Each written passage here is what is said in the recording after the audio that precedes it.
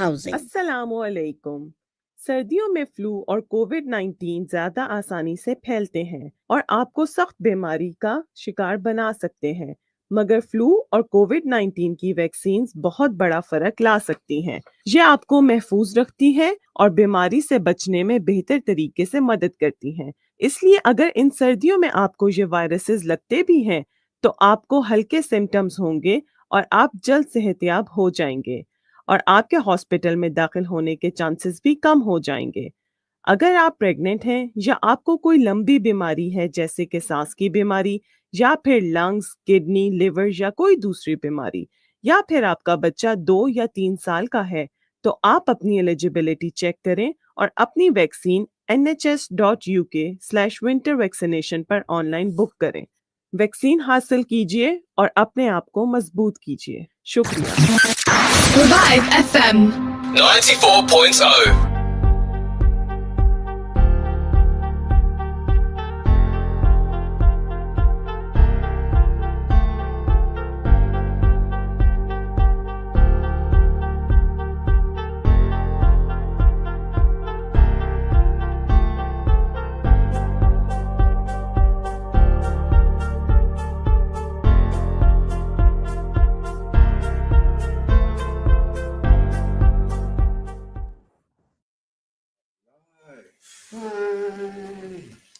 Hello and welcome back to Revive FM 94.0 FM.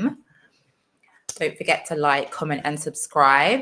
Today we are back with our regulars, friends of Queen's Market.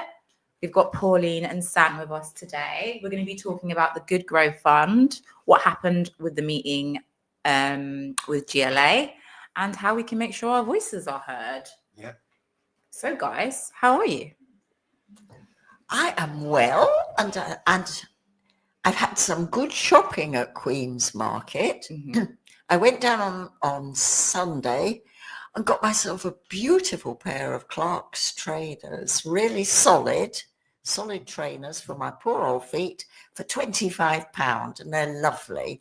And on Tuesday, they were selling mangoes in the market, yellow mangoes, sweet mangoes, not from India or Pakistan, but from the Dominican Republic. Nice. £5 a box, and I got a £5 a massive box. So I'm going to be getting all my vitamin C this week. That is a good price. That is a very good price. But I'll tell you something, market itself, I've been down there, and I'll be honest with you, that sometimes I go in there, and it's alive. Could you move to the left a little bit? Yeah. Well, So, yes. I've been told to move. There we go. Right. I could have carried on, producer. But yeah, sometimes that market is just too alive. You can go and buy your avocados at a cheap price. There's always favourite stores I've noticed with me anyway. You go to one store and think, oh, you go to another store, oh, yeah.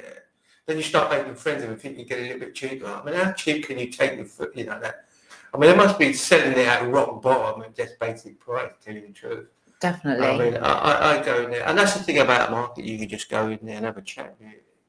So, Once you create the bond with the trader, you do kind of feel obligated. Like I know, like now that I've worked with Wesley, I'm going to be going to Wesley. Not for everything, but he's definitely going to get like most of the chunk. Wesley to me reminds me of the old days. The cheeky company. It just looks like he stands there and he just personifies what the market's all about. Yeah, definitely. I mean, we've sat there, and I must admit, some of the things that we've exchanged between us in a conversation, it resonated from the things that I remember from the market. But I realised that things have changed, and I have asked him. I said, what do you think? Could we have done better? He said we made a lot of mistakes, but we thought you could just sail through it. Things patch themselves. But, it's just the way it is. But you know what? I just go for a chat, a good banter with him, and that's good enough. Although I do say to him, I said, I'll give him I'll take him a load shopping. He said, now how do I charge you? I said, just like you charge all the rest. I said, don't charge me no more though. You know, so it's a very good bandage. I love it. Yeah, You the know, traders it's- kind of have like the kind of soul of like the hardworking community of Newham. Like if you were like to put an archetype, it would kind of be a trader at Yeah. Queen's Market. Well, it would. And the thing is, if you go to a supermarket, they're not going to talk about price. They're not going to talk about how things work. They're not going to talk about this because people are so insular. You know, they're in their own world. You really, very rarely strike a conversation with somebody, you know, at the quick tills, you know, at the cash. You just don't do it. People do live in their own world. Yeah. I saw something really funny, which is like Roblox, which is something that a lot of like younger people use, like children. You create like your own world, almost like in a game, right? Yeah. And someone had created Croydon, and my first thought was they should do Queen's Market as well, They should. because you could do like gamifying, teaching. Wouldn't it? I mean, I think it'd be fantastic if they did some sort of program or some sort of, you know, like one of these build your own city sort of thing, you know. And I think it'd be fantastic. And that way they could put their own things, what they want in that market. You know, I personally, it'll be a fantastic idea. But I'll tell you something, what I would really like to see in the market, I'd like to see record shops, old style record shops. Every market should have one. Old style record shop. Yeah. And it's good practice for like diving, because when you're like on Spotify or streaming music, it takes away from like looking at the art, engaging vinyl. with it. People like vinyl. People love vinyl. People love vinyl. The sound is totally different, you know.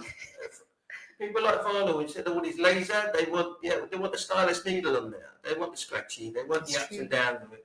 That adds to the flavour of the sound.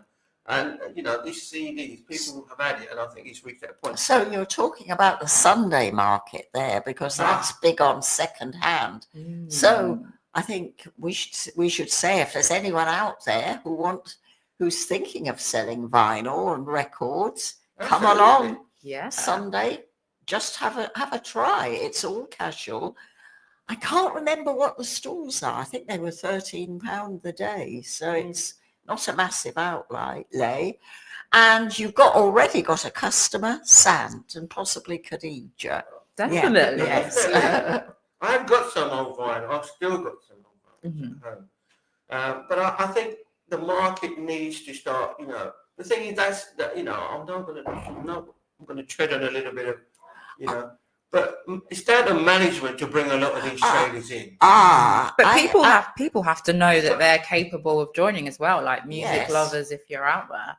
Yes, I would actually disagree about these.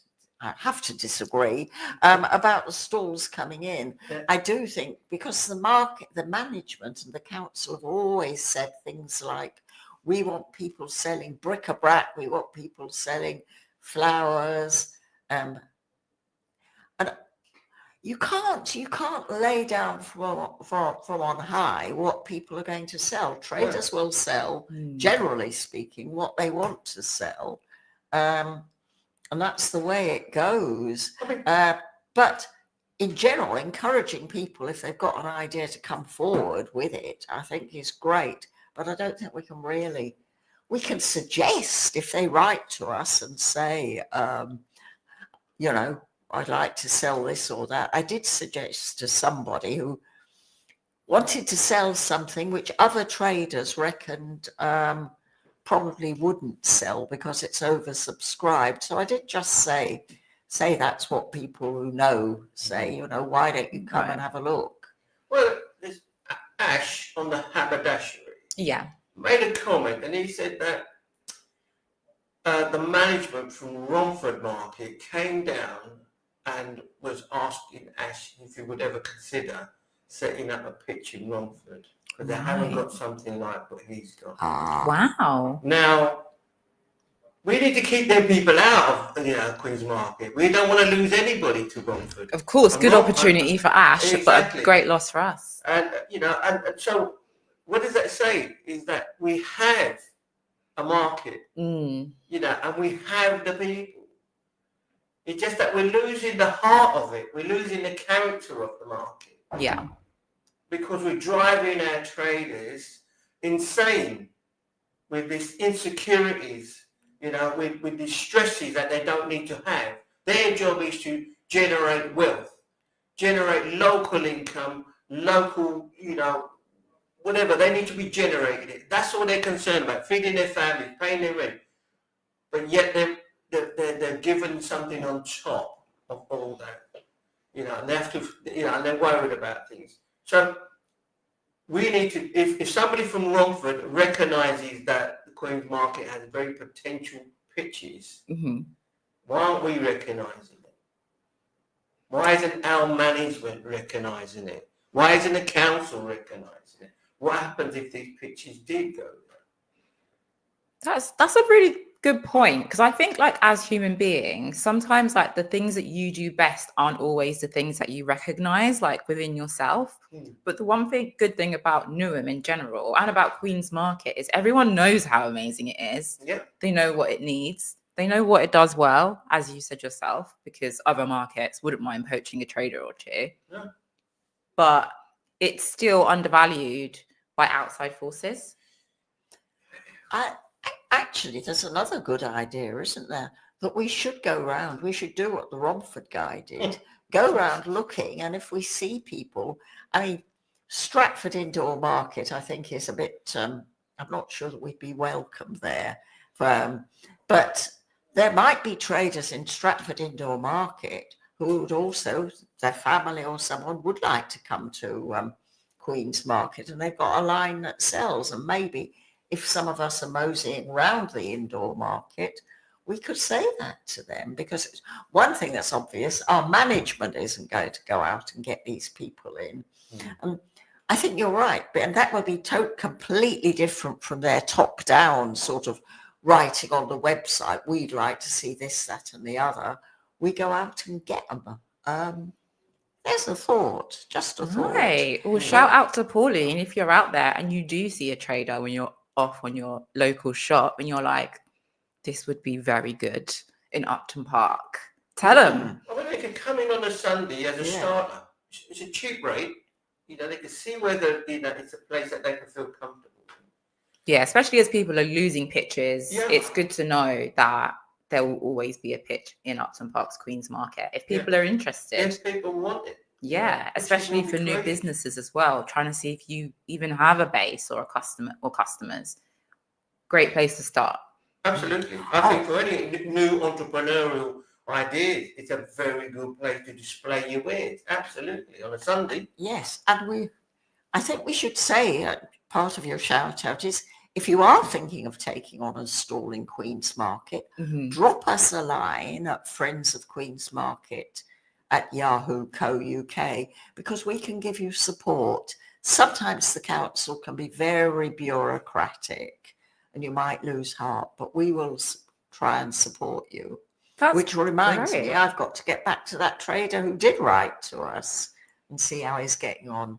That's great though, because I think a lot of people who are just getting their start out in business and just want to try something new, they don't want to be caught in the red tape of everything and be dismissed or demotivated. So if you're out there and you don't necessarily know everything and exactly how it's going to work, reach out to Friends of the Queen. They'll help you get started, answer your questions. Have we got any updates? Right. Yes. I've updated you with my wonderful purchases. Right. The Good Growth Fund. Yes, we had Jamie Dean, and I can give his name because he was sent in place of Mayor of London, Sadiq Khan. He was sent to look into complaints of traders and public about the way the council has spent the Good Growth Fund, the money that the GLA gave them to improve the market. Right. So today we're going to cover what happened when the GLA came down to the market. Let's get started with the Good Growth Fund. Right. For anyone tuning in, what exactly is it? Oh, can I start? And you stop me if I go on too much. It's a pot of money about 7 million given to Queen's Market by the Greater London Assembly for improvements to the market. Now, there are two ways of looking at what happened afterwards. One is conspiracy and the other is cock-up.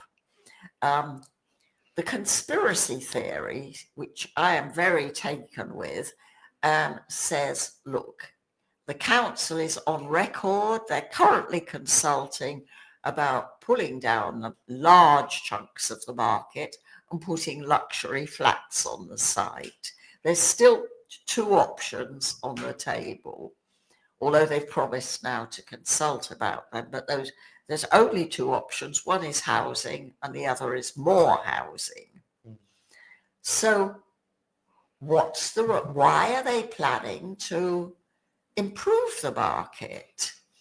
Now, the conspiracy theory says this is a plot to confuse people so that traders and public say, we know they're talking about putting luxury flats and pulling down. They won't do it. Look, would they spend all this money on improving the market if they were planning to pull it down? There's a very good answer to that, but I won't give that one to you. And also with the conspiracy is,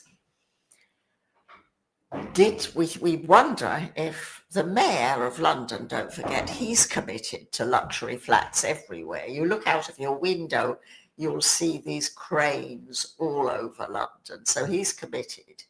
Did he realise that the 7 million would be messed about with? We'd all be promised wonders which were never delivered. The market would be in the state it is now, and people would get fed up, dispirited, and they would say, do what you want to the market, pull it down, it can't be worse. That's the conspiracy. The cock-up is that the council said, yeah, here comes 7 million free. We are planning to pull down the market, but let's do something nice in between to brighten the hearts of customers. But being Newham Council, they made a terrible mess of it. Right. So you think the plan was always at some point for the market to disappear eventually then? Because I feel like with the cock-up or the conspiracy, long term, the market isn't there. Either we're getting more housing or even more housing, or even if people's intentions might be good or bad, we lose the market. The thing is, we're in this issue now. More housing. I'm not sure this housing, this always keeps cropping up. It's a bugbear with me. When we're talking about housing, who we're building these housing for? And if we're building it for the people that live in the area, or to satisfy quench the thirst for social housing, well, we've learnt that lesson from Rathbone Street. We've learnt that lesson from East End Market. We've learnt that lesson from the football ground, that's not going to happen. From a statistic that Pauline provided, in 23 to 24, only 32 social housing. That's all of Newham. Yeah, that is insane. Do you think that people would react differently if they had provided more social housing? Like, do you think people would have been willing to lose 10% of the market for a fairer housing? Might have been, but that's not on the agenda. But unfortunately, those two options are still there. It's the council can't say they've hidden them, but they put them on this co-create site, and you've got to really look. But in theory, they originally planned to be talking about it, going to the council with their decision this month. But in fact, there's an internal review going on, and they have told us that. And they've also said that they won't go ahead with the two options without further public engagement. So I think this is perhaps the good news, that some voices have been heard, not just Friends of Queen's Market, the traders, you, the public.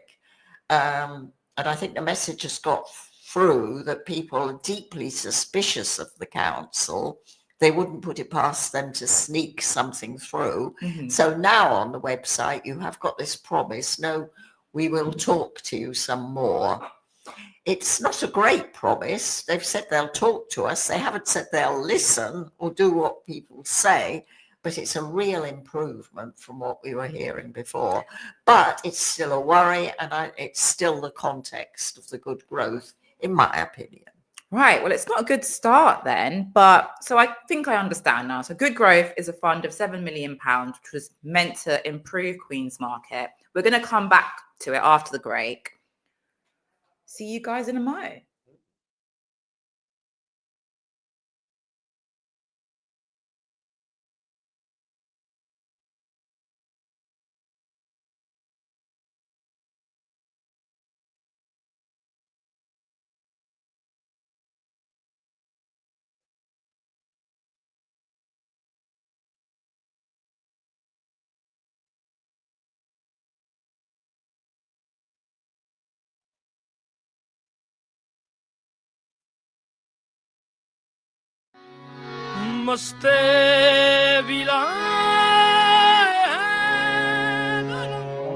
अगर आपकी social housing की रिहाइश में कोई मसला हो तो छुटकारा Looking to पाने get का your तरीका finances जानिए। in order? MR Accountants has you covered. We provide a full range of accountancy and taxation services, including annual and management accounts, self-assessment tax returns, VAT, bookkeeping, and payroll services. We ensure you're kept up to date with the latest legislation, and our client-focused approach helps us plan your business finances from savings to investments. We are MR Accountants. Visit our website at mraccountants.com or call us on 0203 432 9138. Nikah, talaq, counseling on matrimonial disputes, Islamic wills, Islamic law of inheritance, on any other issue.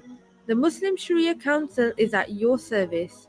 We provide official certification, and our experienced and highly qualified imams are available to provide you with guidance when needed. MQI London is based at 292 to 296 Romford Road, Forest Gate. We are open from Monday to Friday, 2 to 4 p.m. or alternatively, call us now on 0208 257 1786. Revive FM 94.0 on the radio on your mobile. and online. Hello and welcome back to Revive FM 94.0 FM. Please comment, like and subscribe. Okay, we're back with Friends of Queen's Market. Stan has also joined us during the break. We've been discussing the Good Growth Fund, a fund of £7 million that was allocated to Queen's Market in Upton Park. And we've just been getting into what the fund is. And now we're going to touch on... Oh, yeah, Stan, do you want to move to the left a little bit? Yeah. Are you still in, Pauline? Yeah, I think you can be seen now. Right. Now we're going to touch on what we think is happening. So where's the actual money going with this Good Growth Fund? Because when people hear funding, they assume improvements. But ultimately, we all know sitting here, it's not that simple. Well, remember that Good Growth is We don't know where the money's gone. That's the truth. it's a combination of funds, right? But it comes from a levelling as well. So the levelling funding that was given, Government's levelling up fund. right, that was also part of it. So there are different pots in there, but they would have had to put a bid in for it. So that's how normally the process works. So the council put a bid. The crazy thing, they put a bid without consulting anybody. So how did they know? How do they know what the traders needed? How do they know what was required? Unless you don't speak to them, how can they evaluate, right, what funding you need if you don't know what you're evaluating for? And it must be devastating to have someone advocate for you, obviously win funds, and then you feel like the communication breaks down. As if we're stupid and we are not capable of thinking, and that's what I have a problem. And it's 7.3, right? Millions. And you know, 3, you know, maybe 3, but still money, especially in a poor area. Every penny counts. And you know, I mean, I've got to say this: our council is going to go for 8% increase in our council tax. How are people going to cope with food now? Yeah. How are they going to do it? Are we going to go to, is everybody house going to line up outside of a food bank? 9%, 8%, 8.99. I think the council tax is increased for Newham.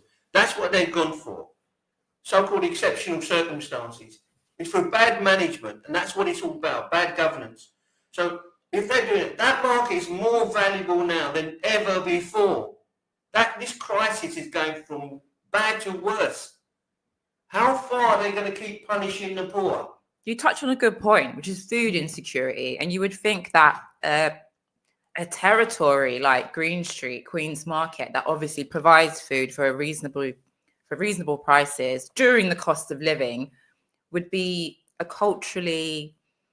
it's a cultural heritage, but it would be protected in a more overt way. Yeah. It seems very like ominous and sneaky sometimes, the way they've gone about things. Obviously, I don't know what's going on within the council. I'm sure there are loads of people with good intentions there, but you're right. People don't know how they're going to afford their groceries. Exactly. Yeah. Let me tell you a little about the progress of good growth. There was some consultation about 4 or 5 years ago. Traders were invited to a consultation group. The public, nearby residents were invited, but they had to live within 100 metres. We really felt that this was designed to exclude members of Friends of Queen's Market. And the one who did live within the 100 metres was told he'd applied too late. So anyway, these meetings met, I don't know, about 10 of them, but they were very controlled. Traders weren't able to ask the questions they wanted to ask about. They weren't able to ask how much money, what's it going to be spent on, what's the specifications of flooring. They weren't asked anything like that. They had some young, enthusiastic people chairing who'd got a completely different brief. And all they were talking about was, how can we talk about this to the public? And it ended up with a most peculiar sort of meeting called a seat at the table and free food. Sounds very paternalistic. But there wasn't any situation where people were asked in plain terms, what do you want? But the council will say that those were consultation meetings, and they will possibly say that if the traders weren't happy, they had every chance to object. But it's very difficult to object without being rude, and our traders are polite, You can't say, oi, what on earth are you talking all this rubbish for? Our traders don't do stuff like that. Yeah. So that's the consultation bit. What the money's been spent on so far is netting to keep away the pigeons, which is not working 100% well. proof. I think fair dues, it's better than it was before. And new toilets. Behind them, as part of the deal, is an improved office for management, which certainly wasn't flagged up to any big degree. I don't think, I think only the management were asked if they wanted a new office, but the toilets are an important improvement, and they have got a full-time attendant, although the council still begrudges putting bins in the toilet. But anyway, toilets, pigeons, lighting, and of course, this is the sore point. The lighting that's been put in is worse than it was before, and this goes back to my conspiracy. Is this a plan to break people's spirit? Sorry, Sam, over to you. That can't come to 7.3 million. No, there's money left over, I think. We don't know how much. The numbers just don't add up. So my thing, where's our transparency in this? Where's our accountability? Who scrutinises who? If you're providing somebody, if I went to a shop and I bought a product and that product was faulty, I could return it and get my money back. But the council can treat traders like nothing, right? And yet they give them what it is. They don't give them what they need. They give them what they think that they want, need. And they're giving something that they don't really want. And what they're getting is half-hearted attempt to just shut them down, really. And that's what's going on out there. 7.3 million. And when did that money come from? 2021, was it? 2020. 2020. I mean, what have they done with What's that been money happening since? over the last 5 years? And I think the assumption as well that traders don't know how much things cost. Like, as Exactly. you know, you used to be a tradesman. Yeah. They're more than aware of how much Absolutely. things cost. They know more than what I would know. If you ask me how much are these lights going to go for, I wouldn't have a clue. But if you ask some of the traders, they do know, or they know who to ask. So it's clear they're being shafted. Well, why is it taking so long for them to come to terms that the lighting that they put in and paid a lot of money, I can't remember how much money was now for the lighting, but the amount of money they paid, £800,000, say, for a lighting, right, was a lot of money. So come up to £1 million. Yeah, So almost $1 million. and just yet on everybody lights. was crying every week. We moaned about it here. We Yeah. kept it in the update that the lighting was poor, the lighting was poor, the lighting was poor. And people are using their own lighting, paying for that themselves. Now, after 3 months or 6 months or whatever, I don't know, they finally accepted that the lighting is poor, it's inadequate. I mean, if they'd consulted the people before, it doesn't take £1 million to figure it out. £1 million. Yeah, they could have stood there We with could the have old done the lighting floor. and We could have done the floor. yeah, I'm sure though, if you did ask a trader, do you know anyone who could do the floor? I guarantee you, over the whole complex of obviously Queen's Market, they could have found someone who could have done the floor. I could have got electrical contractors that are certified to the eyeballs that could have given them a competitive quote and done it. But what it is, the council ties in with these people. I don't know how these things work, but I don't want to say that online. I mean, but the thing is, We know what you mean. yeah. So I just believe it could have been done, and the money could have been there that we could have put in a fantastic floor, right? That disabled people. I said to Jamie D, I said, when we walked, I said, do you regard that 7.3 million as wisely spent? And when you decide that, look at the floor. How are disabled people supposed to negotiate that? Because when it rains heavy, there are puddles everywhere. I've seen people slip. I said, if this was a normal building, if this some other building, like a big corporation, they'd be fine to help. And he didn't know what to say. So this was what happened, particularly because of the lighting.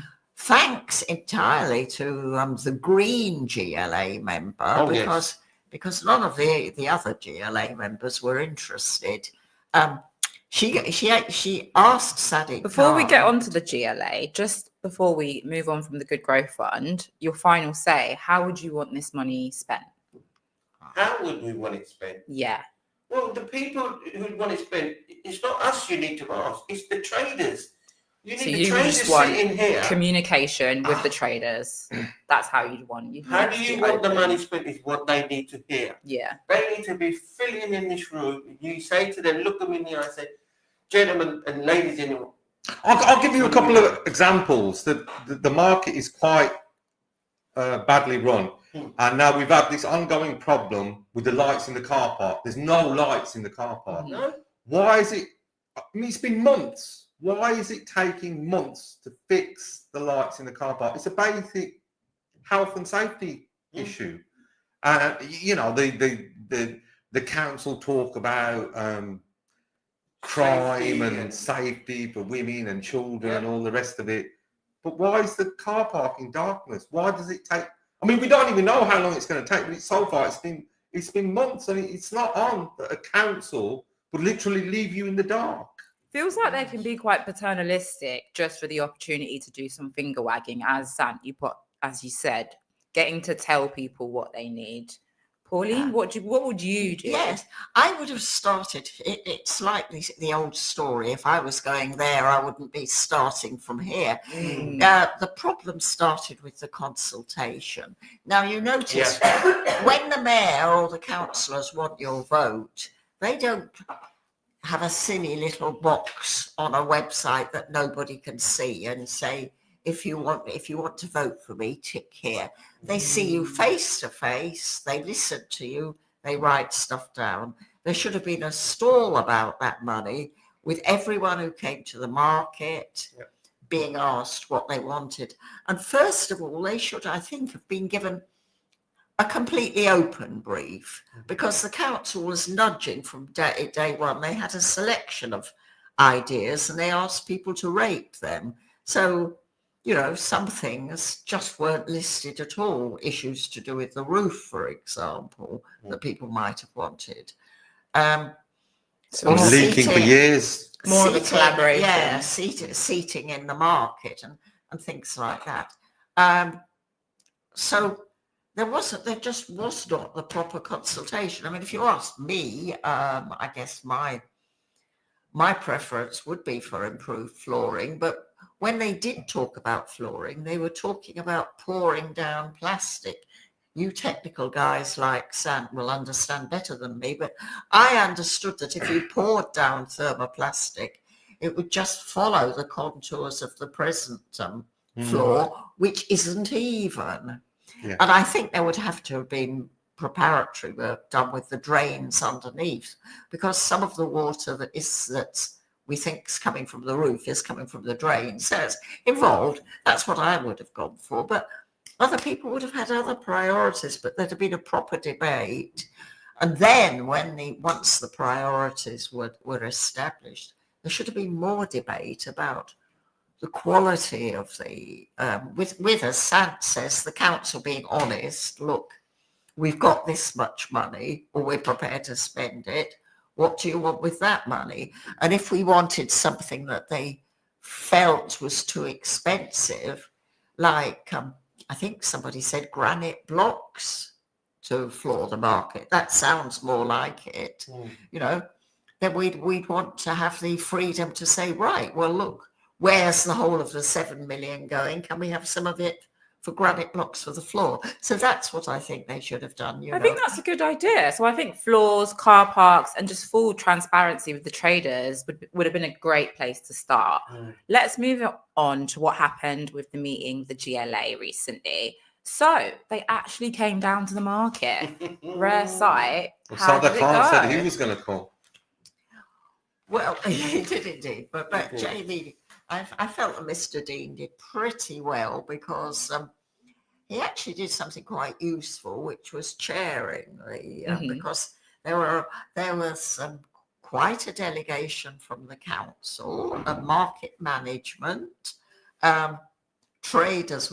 He came with I think just one sidekick, wasn't it? And a green guy. So 3 people from the GLA, 1 person from the market management, 1 person, another 2 people, I think, from Newham Council, if I'm right. How am I doing now? That's about 5 or 6, isn't it? Right, so then you a had group of people. 4 or 5 or 6 of us from Friends of Queen's Market. Have you included Dave, the inspector, who turned up? Yeah, but I'm trying not to name who I've never names seen other before. than Jamie Dean. Yes, 2 from management. And 3 traders. So quite more a than few 3 people. traders. More than 3 traders, okay. So at full strength, I think there are about 15 of us. Right, So- all walking around together, just having a chat. Yes. What did you make of them? And a representative from Hamara Guard appeared from nowhere and came round with us, and you know, was quite usefully vocal about the problems with the old people's building, which had also been promised money. We haven't mentioned that, but they were promised some of this good growth money, but they're not particularly happy with what they've been promised. There has been some, we should add, I hope I'm not going on too much, we should add that some of the good growth money has gone to beautifying the square in front of the old people's building, but it's not being maintained. So lovely palm trees are being planted, which are now sprouting the usual crop of blue plastic bags blown there in the wind. Burning money. Yeah, yes. But yeah, what did you make of them in general? Like, I think that they were fish out of water with us, because they weren't expecting the amount of knowledge, the experience, the information. We seem to, sing off the same hymn sheet. We presented them, and Lucy really came in with all, you know, her printouts with all the information. And she said to Jamie, "This is your information. Amazing. This Shout is out not to ours. Lucy. This is yours." And he didn't really want to look, but he had to because people were telling him. And she really did sort of like corner him on that. Do you feel like he received the information that she was trying to portray? Like, He wasn't making notes. No, he wasn't making that. I personally felt, and that's just me, that looking at his body language, and I kept saying it to Paulie, I think he was lost.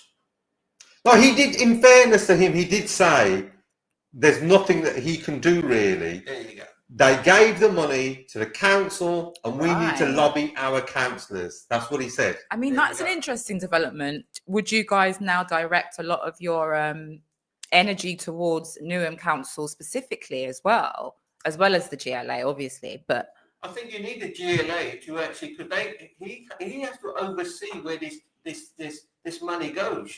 but he's saying speak to Newham. No, well, Yeah. he can't get involved in new politics. But he can. The money doesn't come from Newham. The money comes from GLA. His responsibility is to make sure that money is spent where it's supposed to be spent. Because it's meant to be just for good, so-called good growth, whatever that means. Yeah. So might be possibly trying to wash his hands of accountability a bit. Yes. Yeah. And yes, absolutely. This is the oldest trick in the Yeah. book, isn't it? You know, somebody in Newham's got a money problem. Go to the DWP, go to the job centre, they'll sort out your money. The job centre says, nah, nothing to do with me, Gov, go to social services, and they have you running backwards and forwards. I think it's the same trick, and I think that really, I mean, since both the council and the GLA are pledged to luxury flats, sorry to keep hammering on, they'll just back you backwards and forwards. And Pauline, you used to work at the benefits like claimants union, didn't you? So you've seen how it's possible for one person to fall through the cracks. So like you said, if this is the same thing, are they trying to make Queen's Market fall through those very same cracks? Good question. Like, was it just a box ticking exercise? Yeah. Would you say they took your concerns seriously at least? I don't even think they know what our concerns are still. I think they just turned up, listened to us, and then they're gone. Yeah, I mean, to be fair, Jamie Dean did say that we can write to him, and I think we will be writing to him. But Okay, that's where it'll go, you know, whether it'll go, is another question. So we'll have to contact him and see how that correspondence goes before we can really say yay or nay on Mr. Jamie Dean. Sorry, I keep thinking his name's James Dean.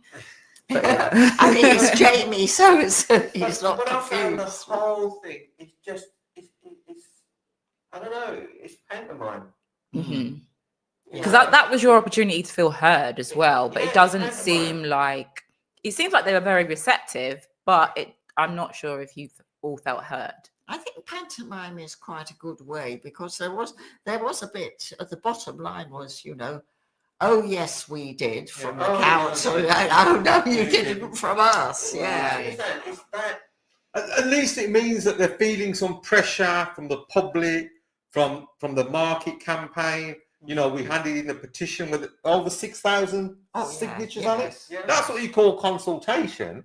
That is what you call consultation. I agree with you. I think the one thing you guys have done for the last 20 years so well is you've spoken to the public and then you fed back what they want. Even you, San, earlier, when I asked you what you would do, you'd say, ask the traders. You're not trying to be paternalistic. You're just trying to pass it back to being a collaborative thing, which ultimately, wasn't there a co-create, which sounds collaborative. But we can't access it. It's very difficult to access that. It's like a digital barrier for people who are not au fait with that sort of thing. I find it difficult to find information. I think they're doing that on purpose now as well, not just within this campaign. I think generally speaking, people are almost using digital platforms to hide things. Yeah, to hide Exclude. things, to confuse, to exclude, and make things trickier. Like I barely can get hold of not an AI customer service person, and I consider myself quite savvy, but I'd be getting frustrated at home quite a lot. The Friends of Queen's Market raised the issue of this exclusion by, co-create, and now they responded by saying that we're going to do this and we're going to do it. So that is something that is a stimulus that's come from our side, right, to make them react to doing something. Well, the question is, what did they do before that? How did they fill that void up before? Did they promise that we're going to put things and it never happened? Where did that information go before? And this is what I've got to, it's like you said, this digital thing is a barrier to hide things. This inaccessibility. I think there's something we need to be looking into this. But Friends of Queen's Market made them look at it. So that they said they're addressing it. So they know that there's a problem with it. And that's the thing. We are telling them their own problems that they already know about. And you had the opportunity to obviously point out obvious issues like the parking, the disability access, and the general issues around the market. How do you feel about it now? Do you feel hopeful? After pointing out what to us is obvious, really. These are things that no one's going to disagree with. Should we fix? Should we fix the lighting? If we did a vote, most people in Upton Park would go, yeah, fix the lighting. Fine by me. These are obvious things. Should disabled people have access? Very obvious things. Do you feel hopeful, though? I'm so shocked. Sorry, Pauline. I'm shocked, and I've said this before, that the disability people haven't taken Newham Council to court over that market. I am actually shocked. Because they will take people to court when they can't get a lift working or that or the steps.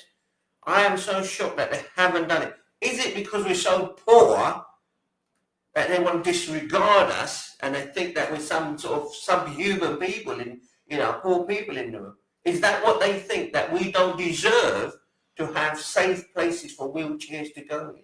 Which is why it's important that we come together as well. So before we wrap up, obviously Clapton FC has been a really good backer of Friends of Queen's Market. Yeah. How do you think we can come together in new and interesting ways to support things like disability access or the Friends of Queen's Market campaign? I think, yes, let's ask people to, obviously you'll give the email address to contact us. I think, look, the fact that, remember, the market was due to be pulled down in 2007 under the first plan. Yeah. It's still here. So we have done something. We have got something going for us. The market is still there and it's still buzzing on some days, in spite of this awful stuff they've got in front of it, making it look as if it's about to be demolished already. Yeah. But it's there. So I think I am hopeful. That's if good. we really push, we'll get somewhere, but it's not going to be easy. That's my so hopeful, but you're hopeful about the people as long as we keep pushing. As long as we keep pushing and we keep creating, information out there for people, it's the only way to do it. My question would be, who really is in charge? Is the council really in charge? Is the council the ones that really making the decisions, or is it somebody else? And that's my question. Who really is in charge? We've got a very fragmented, broken council. So who then is in charge? Who's making the decisions? Right. Well, that's something I'm going to Google when I get in for our next episode. Stan, what about you? Are you hopeful? Could I make a quick announcement first? My friend's bag was stolen on Green Street on Saturday. Mm-hmm. There was a little Palestine fundraiser, and it's a black backpack, North Face, that's the name on it, and it's got pink lining. So if anyone finds it around Green Street, contact Revive FM or contact us through our website, Friends of Queen's Market. You can phone us or email us. Right. Am I hopeful? I'm hopeful in that the people of Newham will stand up and say, we love our market, we want our market, we want an improved market. What you're doing, we've been fighting for this for like 22 years now. I mean, basic things like, you know, the floor, the council agreed to give us a new floor. We still haven't got it. Okay, we got a toilets last year. That's something. But they screwed up on the pigeon netting. There's still pigeons up there nesting. So you're getting pigeon waste on your stuff, on everything. And they need to fix the lights. I mean, the traders are using their own electric. They've put up their own lights. So, yeah, I'm hopeful in that the people of Newham will make the councillors do the right thing. Right, well, you heard it, people of Newham. Thank you all for being here and sharing your insights. As always, I'm inspired by your dedication to Queen's Market. Next episode, we'll be tuning in with Maria from Canning Town. She's going to be talking to us about food, culture, and the story of Rathbone Market. So keep fighting the good fight, guys. I've been Khadija. Bye. Bye. Bye.